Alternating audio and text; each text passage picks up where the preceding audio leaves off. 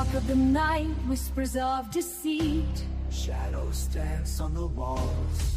Secrets they repeat. A shadowed figure With eyes full of lies. hiding truths in the shadows where no one dares to pry. Uncover the truth, let the lies come undone.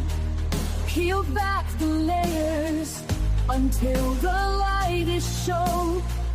Uncover the truth, let the shadows run. Break free from the chains and find the sun. Uncover the truth in the dead of the night, where secrets lie hidden like a whispered bite. Uncover the truth in the dim of the light, where the You know what's amazing about that song? That's I love that song. It's a great song. One of my favorite songs. Doesn't get a lot of Downloads. No. Really? Yeah, I think it's very specific. You know what I mean? I think it's awesome. That and the Mambo No. 5 song you made. Yeah, I'm trying to get a better version. No, I don't love that version. I whipped that one together quick. I know you did. I got a good version of it. I'll get a good version. This is Bloodlines and Betrayal. I'm your host, the best podcast host in the universe, Steve Cully. And with me, Lieutenant Colonel David Schumann, Coach Schumann, who is just saying yes to greatness, and he's getting after it right now with a bacon cheeseburger. And I love every second of it. We are discussing a very controversial topic, but it's been requested multiple times: the Duke Lacrosse rape hoax. Yes, the Duke Lacrosse rape hoax happened at a very, very toxic time where even wokeness failed to begin, and was largely created from a media firestorm and people using it to leech on to advance their own profiles. And that's what we're going to get into. And it was what year was it again? It was 2006. 2006. Okay. And it resulted in so many, it ruined so many people's lives. It's unbelievable. So basically what happened in March of 2006, Crystal Magnum, she was a student at North Carolina Central University, which is in the vicinity of Duke and North Carolina. It's HBCU. Yeah. It's HBCU. Yes. She was working as a part-time stripper.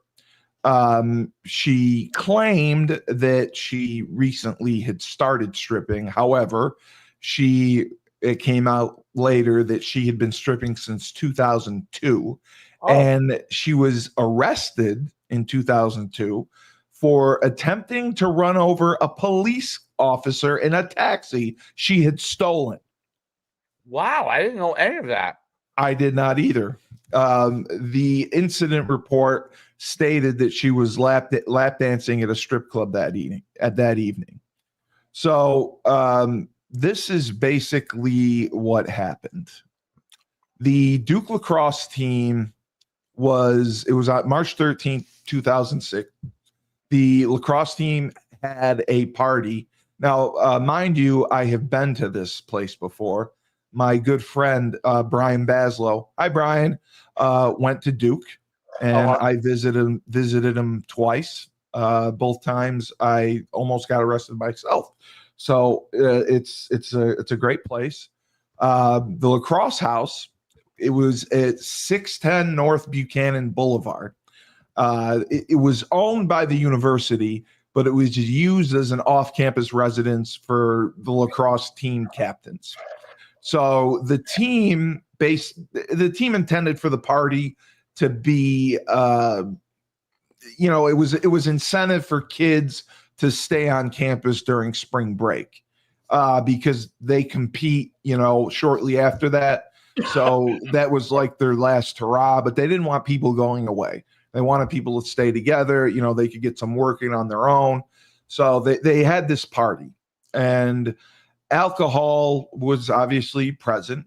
and several players were unaware that strippers had been hired, and only after their arrival they were asked to contribute to the strippers' fee. So a team captain contacted, they're called Allure, an escort service. They requested 2 white strippers. However, the two women who arrived were Crystal Magnum and Kim Mara Roberts. She's now Kim Mara Pittman. They were black and biracial. Kim Mara Pittman was black and Asian, respectively. Before arriving at the party, Crystal Magnum, by her own admission, had consumed alcohol, and she took Flexerol. I don't know if you're familiar with Flexerol, Dave. Are you? No, I don't even know what that is. So Flexerol is a muscle relaxant, and it is very strong. Okay. Yeah. So she said she took this. It was Kim showed up. She drove herself, and Magnum was dropped off by her boyfriend at the time. So according to the team captains, the strippers were dancing. A player asked if any of the women had sex toys. Roberts, the other stripper, responded by asking if the player's cock was too small. That didn't go over well. So the player took a broomstick and suggested that she use it as a sex toy. After this exchange, the women stopped their performance. They left the living room and they locked themselves in the main bathroom of the house.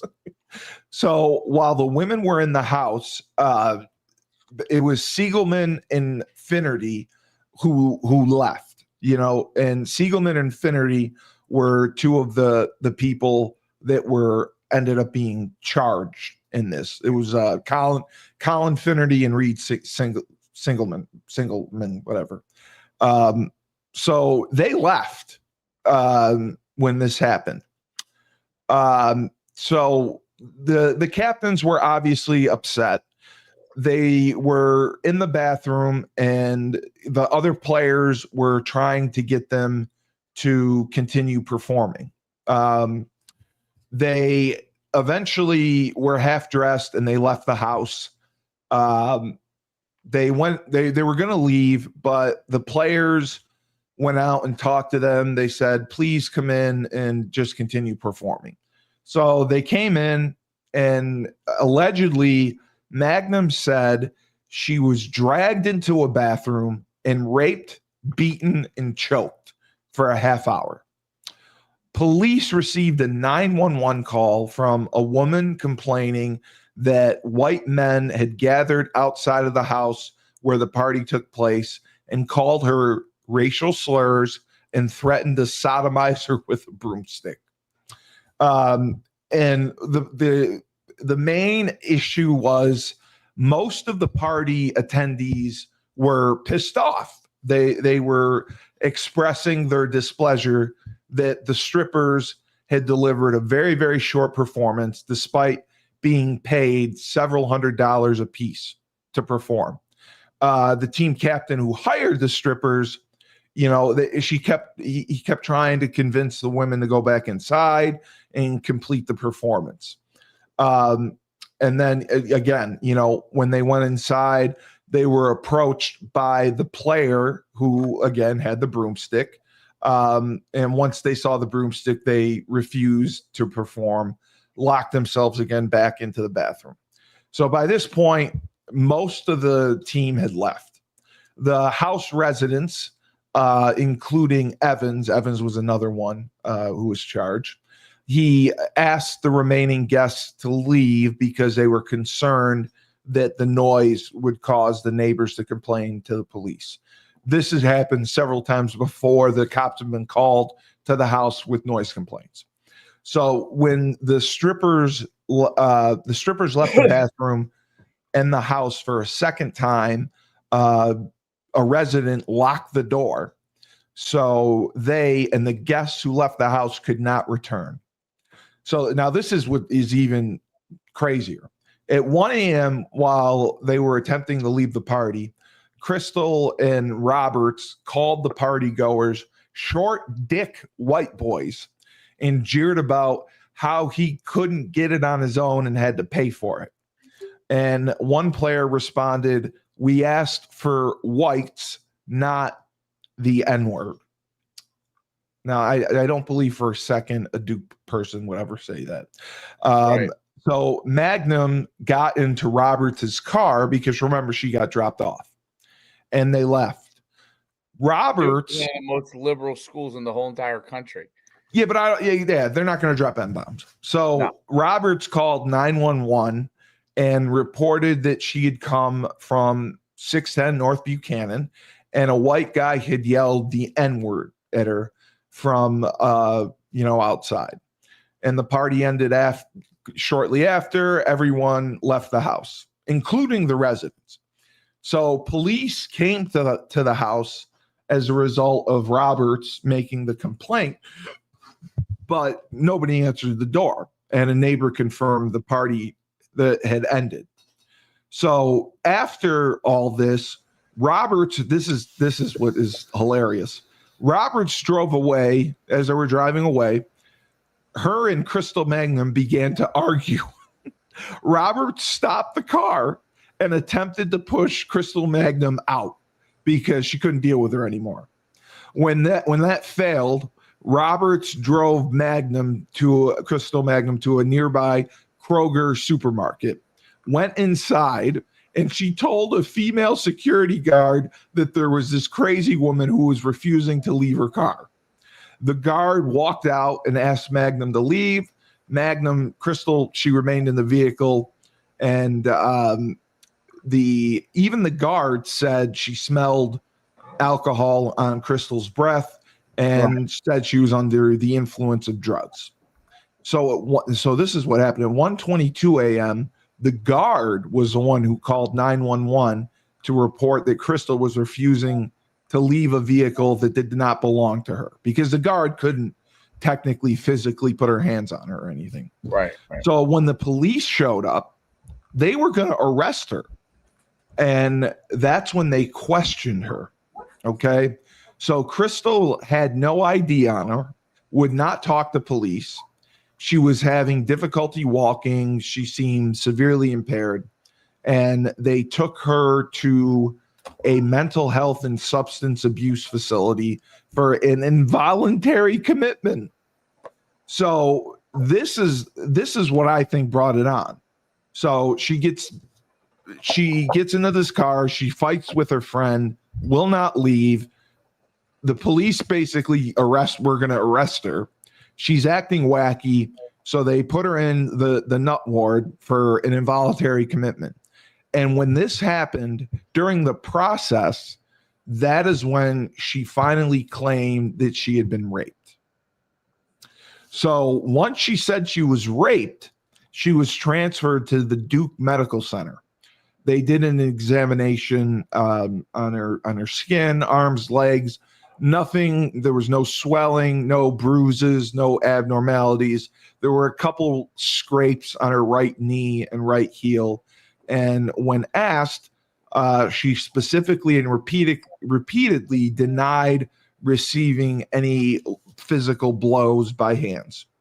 And then they obviously examined her further. There was no pain in her back, chest, or neck. There was, however, swelling of her vagina. And Crystal claimed that she had performed using a vibrator for a couple at a hotel room shortly before the lacrosse team party. And this activity or a yeast infection could have caused a swelling. The investigators noted there were no other injuries on her. Okay. So now this is what happened after.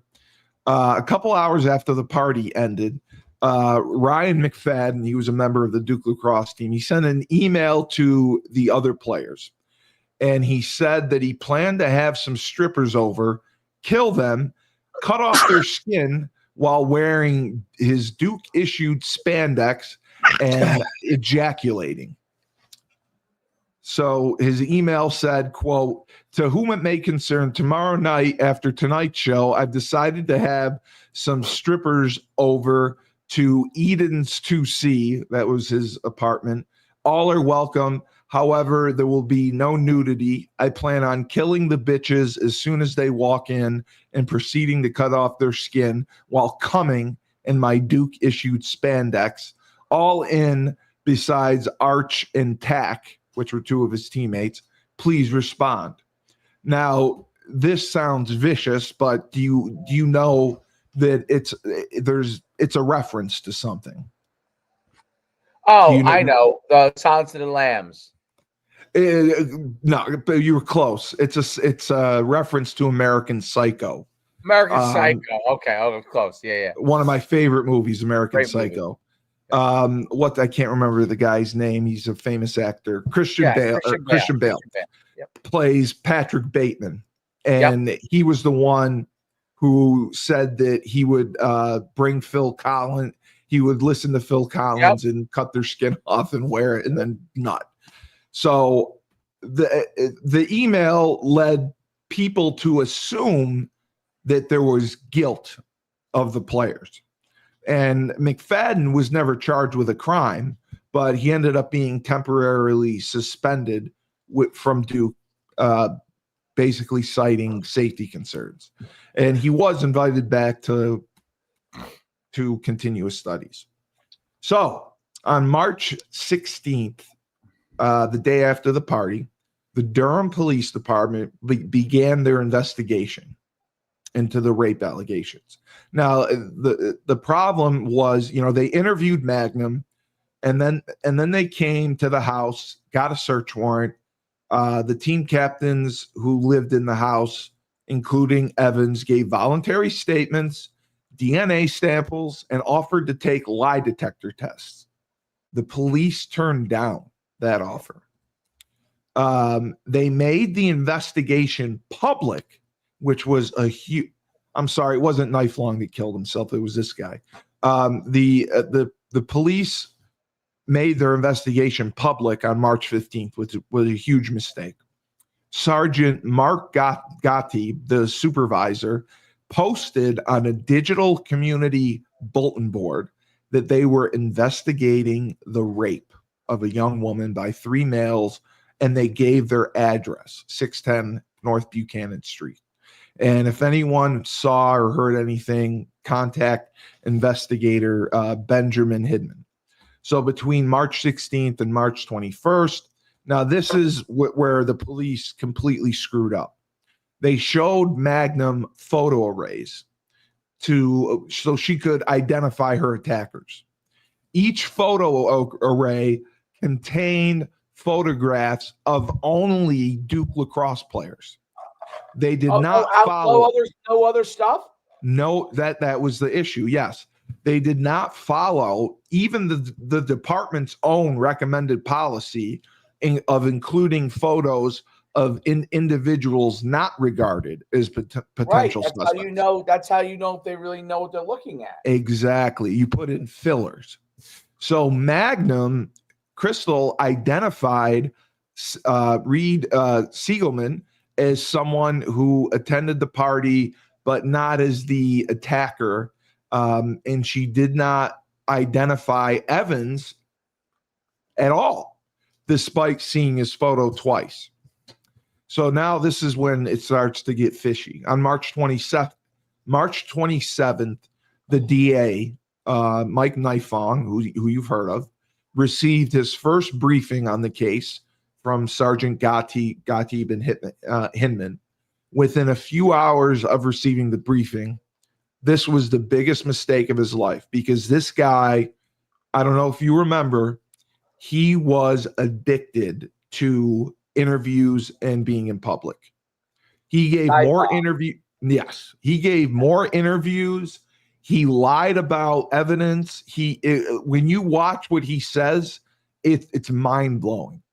So he gave his first public statement on the case. Over the following week, Nifong, by his own estimate, gave 50 to 70 interviews. and devoted more than 40 hours to reporters. And then after that, he continued to make statements that concerned team members' alleged failure or refusal to provide information to law enforcement authorities.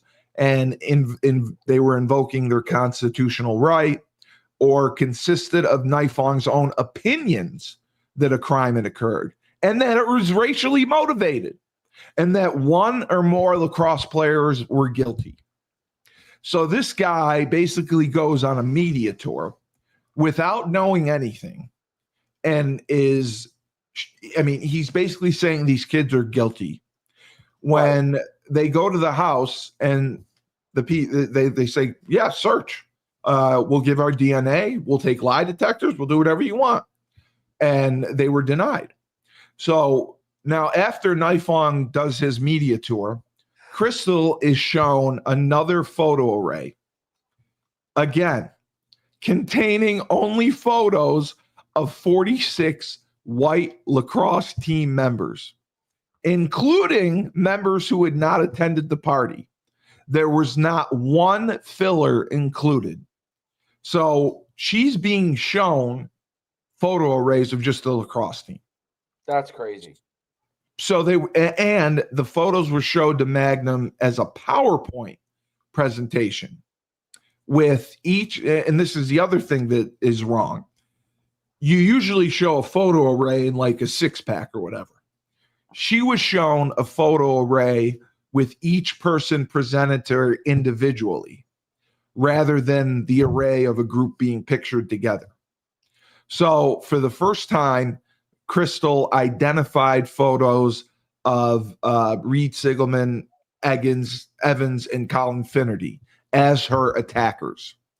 She also identified at least one other photo as being a player who was present at the party, and they investigated, and further investigation showed the guy wasn't even in the state at the time. So on April 10th, an attorney retained by one of the lacrosse players stated that time-stamped photographs existed, which showed that Magnum was already injured when she arrived at the party and visibly impaired. Players' attorneys said that DNA testing by the North Carolina State Crime Lab had failed to connect any members of the Duke men's lacrosse team to the alleged rape. Now, this ended up being a big deal. All right. Regardless, Reed Siegelman and Colin Finnerty were arrested and indicted on April 18th on charges of first-degree forcible rape, first-degree sexual offense, and kidnapping. And the same day, search warrants were executed on Finnerty and Siegelman's dorm rooms.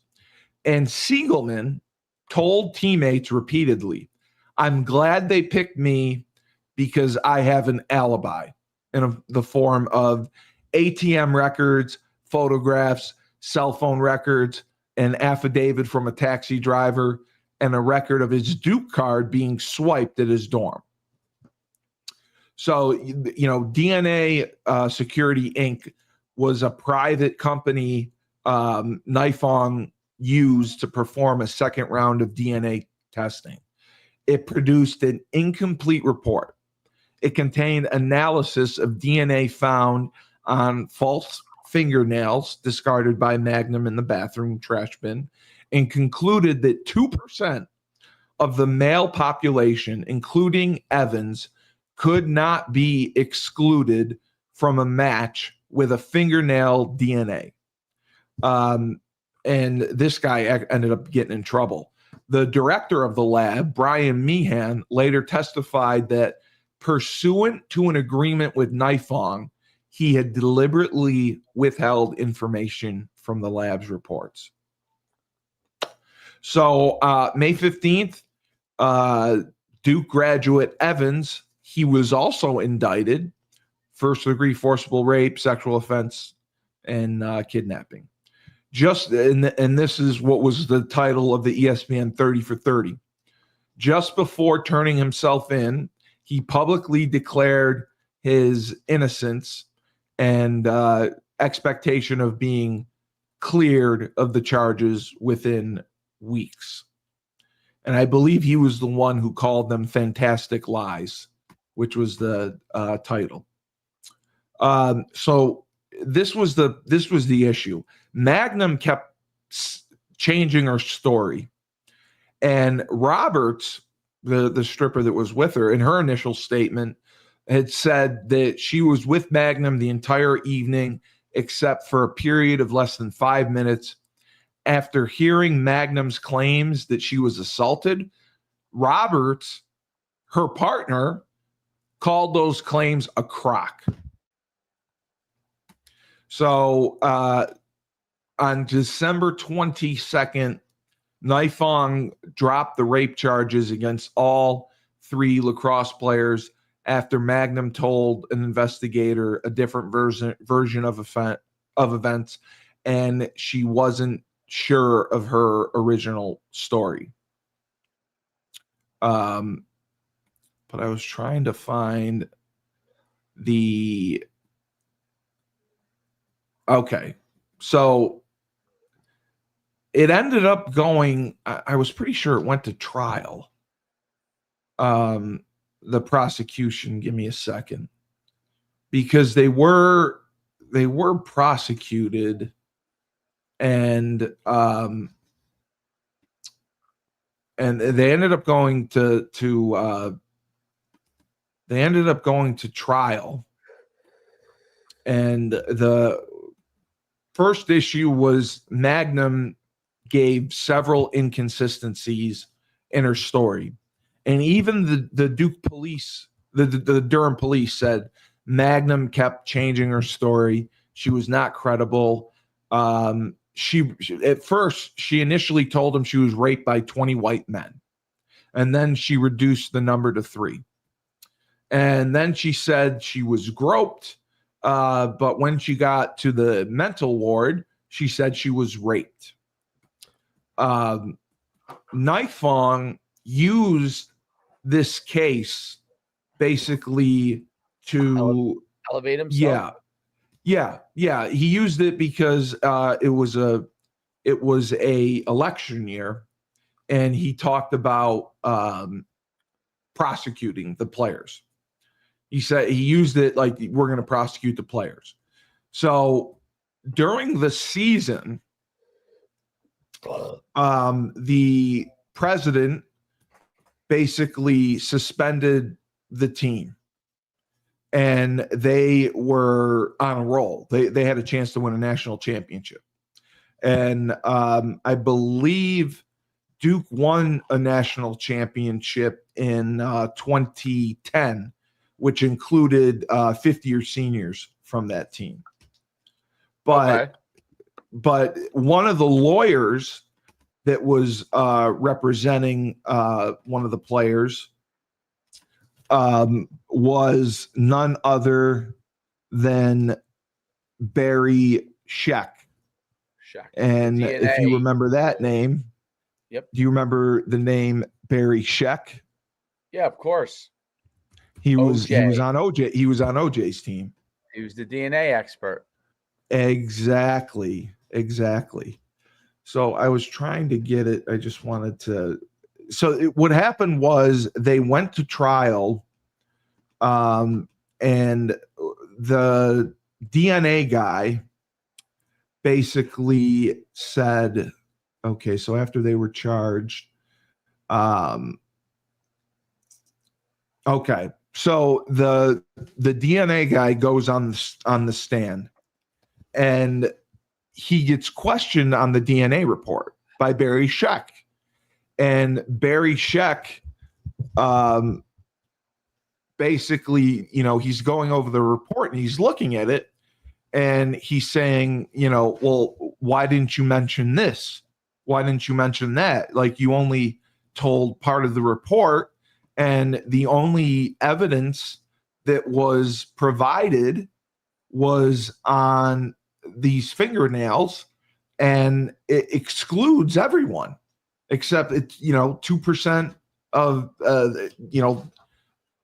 the population. And it was the only guy was Evans. There was a 2% match to him, but everyone else, nobody else matched. So he said on the stand that he was told by Nifong basically to lie about the DNA report. So once this happened, Nifong ended up being off the case, and he asked the state's attorney for a special prosecutor. The special prosecutor ended up dropping the charges. And Mike Nifong ended up being disbarred because of this, because it was a Brady violation. He had evidence that proved their innocence. He was not objective. He was going on all these interviews saying, oh, I have DNA evidence, I have this, I have that. None of it was true. And the one person who believed the players was Jay Billis. I don't know if you remember. Yes, I remember that. Jay Billis. I remember that very well. Wrote a scathing letter to the Duke, the board, the president, and the chancellor, saying that, why are we doing this? We're better than this. And he basically put his attorney's hat on and point by point knocked down the case. He's like, you showed her a photo array of only Duke lacrosse players.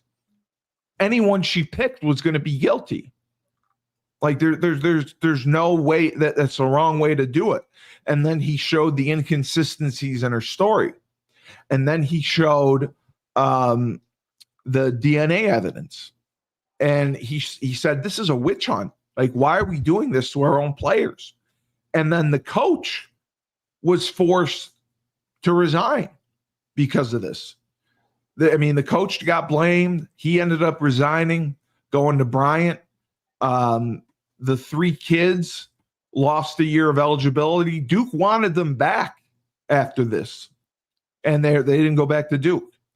Where did they go? Where did it end up going? One of them went to Georgetown. Another one went to Brown.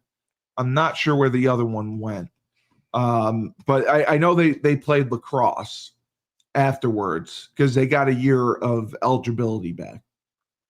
So some of them went then to what happened? Bryant, I'm sure.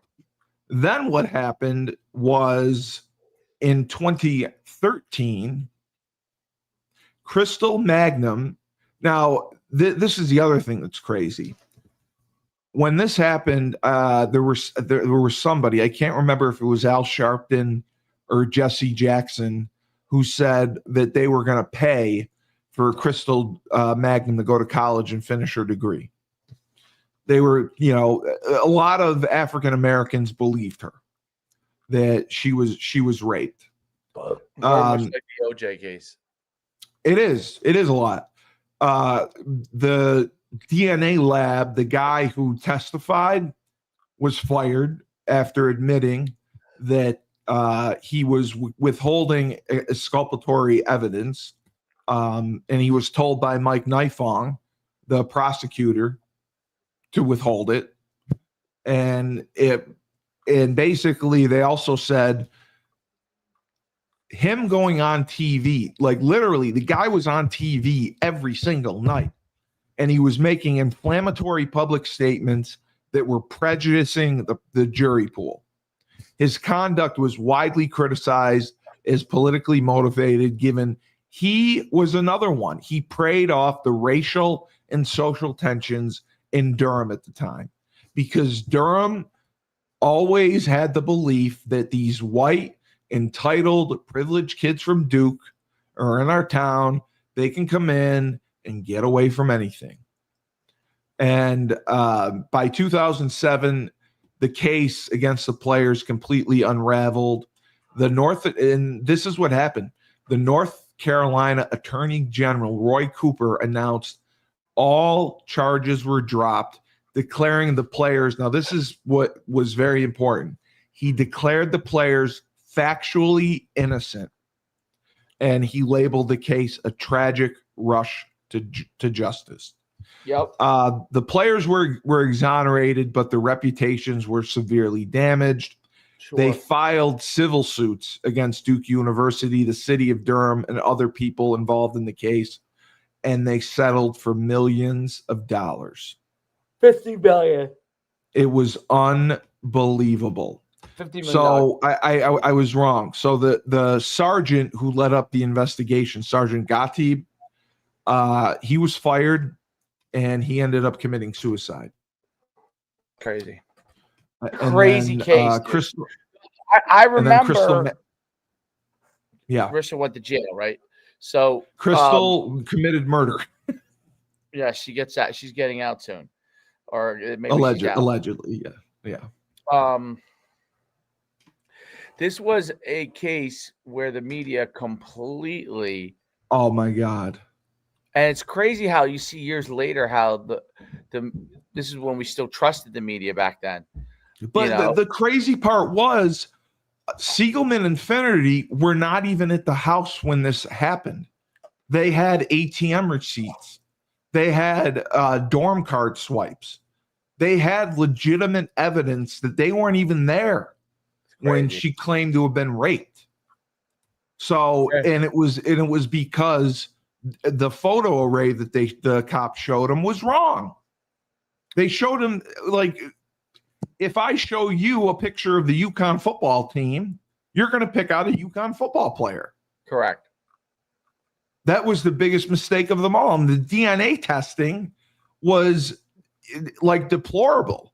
Like, it was worse than the OJ case, where OJ, the case, you can argue that, Furman planted DNA or there was cross-contamination. Right. Here there was cross-contamination. Right. Because there were 1 million people in the house, and they took her fingernails from the bathroom. So how many people use that bathroom? Crazy. in a college apartment? Crazy. So it's crazy. And this is even crazier. Even after the DNA guy testified and was proven like he didn't tell the whole story, Nifong was still going to prosecute the case. He contended that lack of DNA evidence is not unusual and that 75 to 80% of all sexual assault cases lack DNA evidence. He said it's because rape victims often report delaying days or weeks. Now, okay, I can buy that. But the fact that she changed her story so many times is unbelievable. I mean, I'm looking at it right here. She literally changed her story probably 10 times. Jeez. And even one claim she made was that Evans stood in front of her and made her perform oral sex on him. And then previously she stated that Siegelman was the one that made her perform oral sex. So she was changing her story every time she was interviewed. And it just goes to show you, for North Carolina, for the state's attorney general to come out and say he apologized, he said these men are factually innocent, and dropped all the charges. And then Mike Nifong was disbarred because of this. And all the players went to the three guys that were charged went to his disbarment hearing. Right. Which I thought was amazing. So, and the reason the coach of the Duke lacrosse team, great guy, Mike Pressler, he was receiving threatening emails and hate calls. He was the best, and he was the best coach in the country at the time. He was. And people were vandalizing his property. And he legitimately was terrified for his family. And he resigned. And Duke, how about Duke didn't want him to resign. Duke suspended the lacrosse team for the remainder of the season. It was disgusting in this whole process. Disgusting. When you read it, yeah, because MSNBC jumped all over it. ABC, CBS jumped all over it. But I believe that Mike Nifong coming out 3 days after this happened, making a public statement and claiming that he had all this evidence was stupid. And then he admitted this man did 50 to 70 interviews. He devoted 40 hours to reporters and interviews. He loved the spotlight. This, he thought this case was going to make him governor. Yes, I believe it. And it caused so many problems. And even, you want to know who else got involved? The Black Panthers. What? The Black Panthers stood for Crystal Magnum. They came to Duke and protested outside of Duke University. They had knives and guns. And they claimed that the leader of the Black Panthers claimed they were conducting an independent investigation. And they were going to come on. They wanted to come on campus and interview the lacrosse players. So they were obviously prevented from doing that. But okay, it was Jesse Jackson. Jesse Jackson promised to pay full college tuition for Crystal Magnum. Jackson even said the tuition offer is still good, even if Magnum fabricated her story.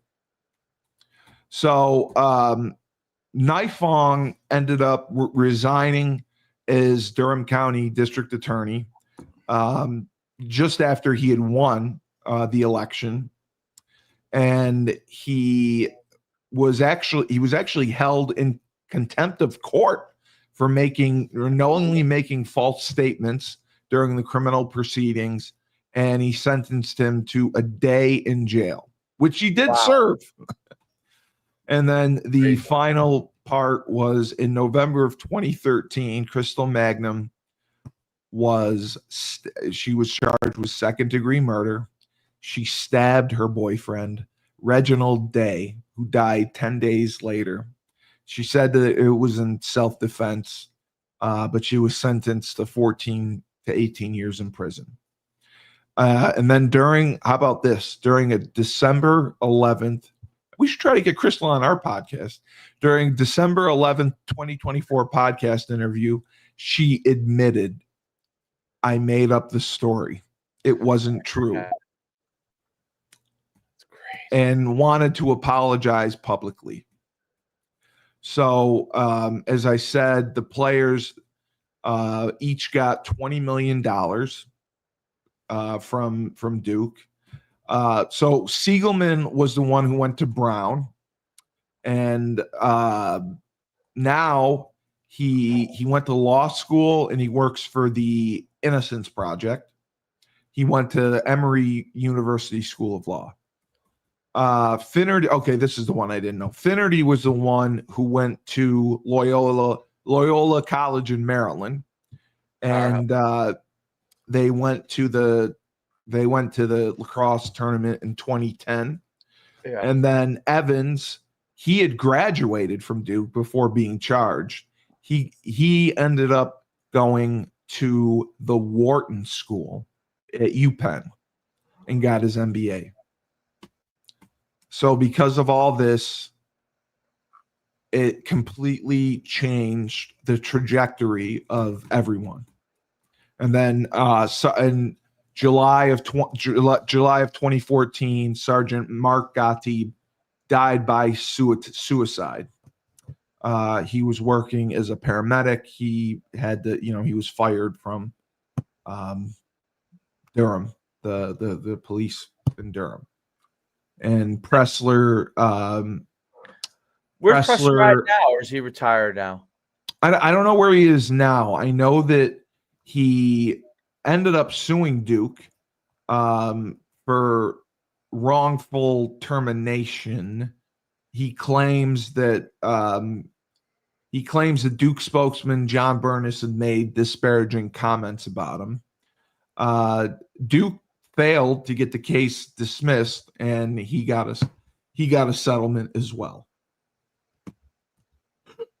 So it's unbelievable to think in this day and age that something like this realistically could happen. Like, it's scary that it just takes. I mean, it's a he said, she said, but if one person makes like I could go make an allegation against you. I could say Dave touched me. Right. And all hell could break loose. Like, I mean, they investigate it, and police are taught like to believe that you're a victim. But because so many people nowadays take advantage of this, that's what leads to like people getting shot and warrants being executed on people who are innocent, and them like not knowing what's going on and killing police as well. That's what's resulted in so much violence.